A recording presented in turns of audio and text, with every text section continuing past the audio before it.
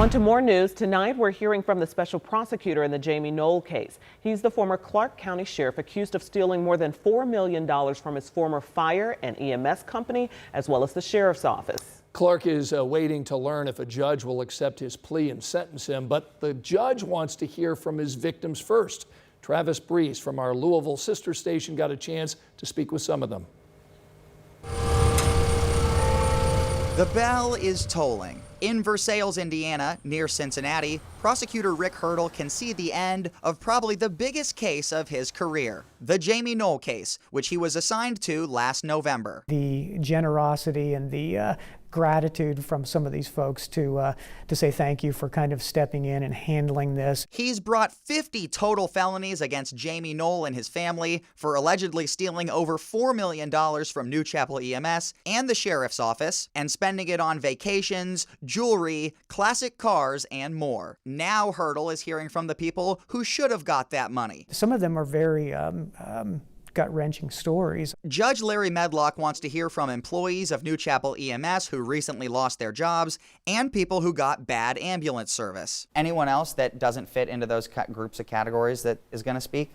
Well, I think there are people who have crossed paths with him in the past, whether it be political situations or whether it be him as sheriff or even him as director of New Chapel. And then there's a couple people who are taxpayers in Clark County. The current plea deal on the table is a 15-year prison sentence and $3 million in restitution for Jamey Noel. While the judge still has not accepted the plea deal, and Hurdle says Noel is still innocent at this time, he says many of these victims feel that justice is about to be served. Many of them expressed a lot of pleasure sounds bad, but satisfaction that he is going to go to a prison system. Roger Montgomery and Suzanne Davis, two former New Chapel employees, aren't taking any joy in this plea deal. Jamey embarrassed every first responder that's ever worn the uniform or ever will uniform or currently wearing it. They call themselves victims of Jamey Noel for the stress and bad working conditions they say they had at New Chapel. Suzanne is hoping to testify. Yes, he gave me a job, but he also gave me a lot of emotional scars, he and his command staff, because of their uncaring attitude.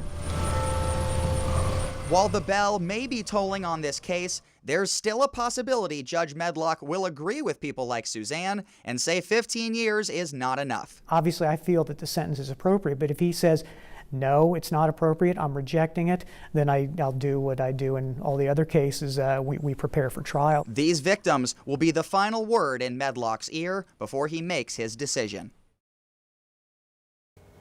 The judge will make his decision whether to accept the plea deal or sentence Noel on October 14th. His case will be the only one heard that day.